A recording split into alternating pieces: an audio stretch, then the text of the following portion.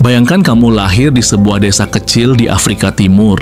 Setiap pagi bukan diiringi suara alarm, tapi suara ayam dan cangkul. Bukan main game atau sekolah, tapi bantu keluarga menggali tanah kering. Tanah itu satu-satunya sumber harapan kalau musimnya bersahabat. Negara itu bernama Burundi, terjepit di antara raksasa Afrika lainnya. Namanya jarang muncul di berita, jarang disebut di sekolah. Tapi di balik kehangatannya tersembunyi fakta menyedihkan. Burundi adalah negara paling miskin di dunia dengan pendapatan per kapita hanya sekitar $890 setahun. Hidup di sana bukan tentang ingin beli apa, tapi hari ini bisa makan atau tidak. Anak-anak tumbuh tanpa cukup gizi, pendidikan pun terbatas. Dan di desa-desa, rumah dari lumpur masih jadi hal biasa. Tapi kemiskinan ini bukan karena mereka malas atau bodoh. Ada sejarah panjang, luka mendalam, dan sistem yang tak berpihak. Perang, korupsi, dan ketidakadilan menjadi racun yang terus menggerogoti. Namun rakyatnya tetap bertahan, tetap tersenyum, dan tetap berharap. Jadi pertanyaannya, bagaimana semua ini bisa terjadi? Apa yang membuat Burundi terjebak di dasar dunia ekonomi? Dan adakah secercah cahaya di ujung terowongan panjang ini? Mari kita lihat lebih dalam kehidupan masyarakat Burundi.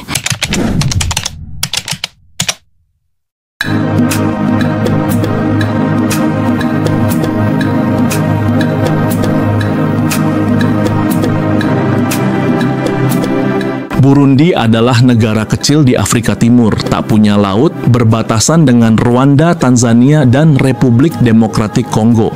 Luasnya hanya sedikit lebih besar dari Bali, tapi dihuni lebih dari 12 juta jiwa yang penuh semangat hidup. Ibu kotanya bernama Gitega, tapi kota terbesarnya adalah Bujumbura.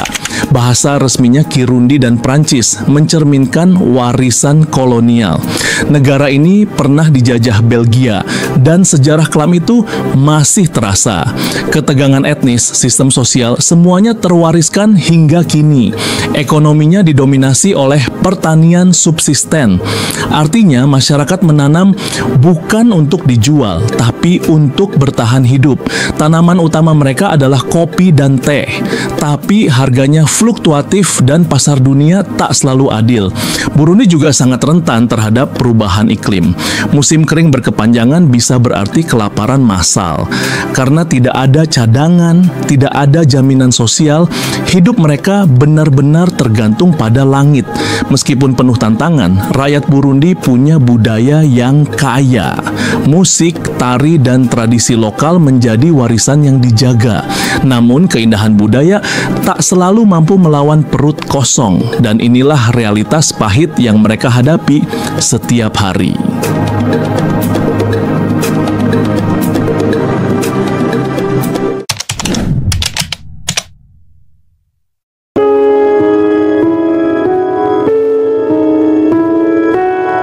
Kemiskinan di Burundi bukanlah hal yang muncul tiba-tiba. Semua berakar dari konflik etnis yang berlangsung bertahun-tahun. Pertikaian antara Hutu dan Tutsi menghancurkan fondasi sosial, meninggalkan luka, ketakutan, dan negara yang porak-poranda. Setelah kemerdekaan tahun 1962, bukan kedamaian yang hadir, melainkan serangkaian kudeta dan perang saudara. Puluhan ribu nyawa hilang, jutaan orang mengungsi, pembangunan pun tertunda, dan kemiskinan semakin dalam. Pemerintahan yang berganti-ganti tak selalu membawa harapan. Korupsi merajalela, dana bantuan hilang entah kemana.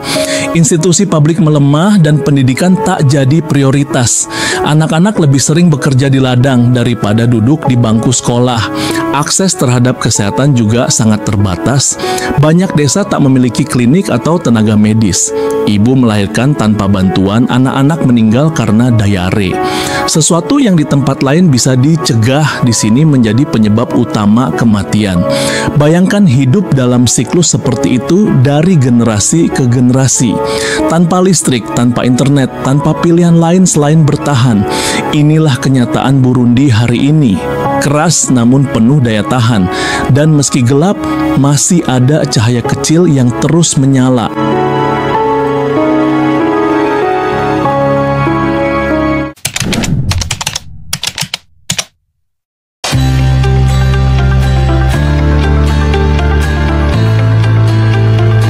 Meski disebut sebagai negara termiskin, Burundi bukan tanpa cerita indah.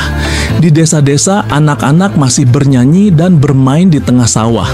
Orang-orang berkumpul dalam komunitas, saling bantu saat panen atau susah.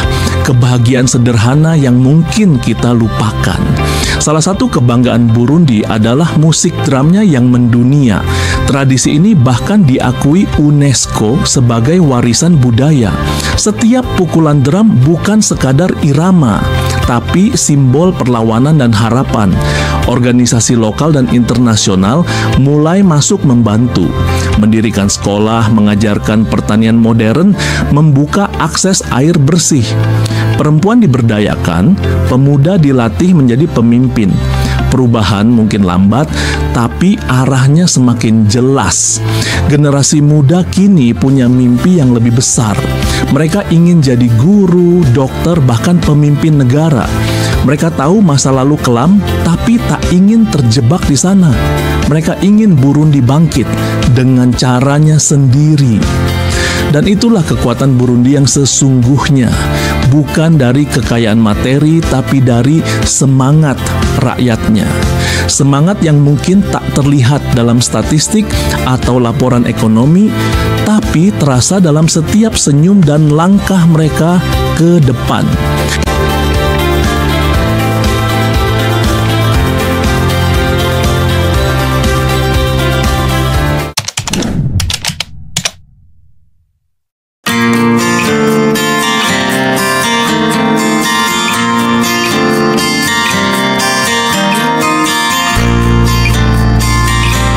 Perubahan di Burundi tak akan datang dalam semalam, tapi bukan berarti itu mustahil. Dengan dukungan pendidikan, teknologi, dan kepemimpinan yang adil, Burundi bisa keluar dari bayang-bayang kelamnya. Pertama-tama, stabilitas politik adalah kunci utama. Tanpa konflik, negara bisa fokus membangun infrastruktur dan layanan dasar.